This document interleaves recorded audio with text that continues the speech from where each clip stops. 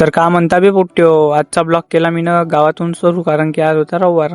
मग गावात इकडे आलो तर इकडे बोकडा कपला होता.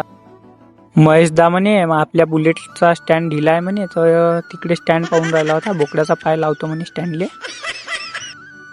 मी म्हटलं चांगला आहे बा. इकडे आलो जरासं साईडनं, तर इकडे आपलं कुद्री भाऊचं घर, पण कुद्री भाऊ होताच नाही, कुठं गेलता तर.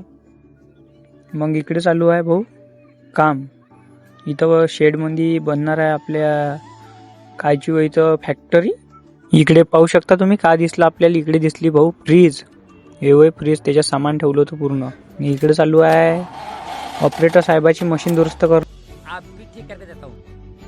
आता आणखी इकडे आल्यावर पाहतो इकडे नवीन नवीन सामान होते भाऊ. याची अनबॉक्सिंग इकडे खटणी साहेबांनी केली आपल्या.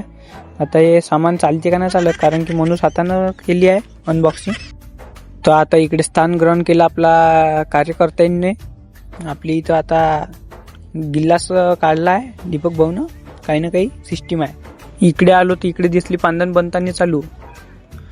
तर लोक इतक्या उत्साहानं पाहत होते, कारण हे पांदन लय वर्षानं बनणार होती. तर चला भेटू पुढच्या ब्लॉगमध्ये आता. धन्यवाद.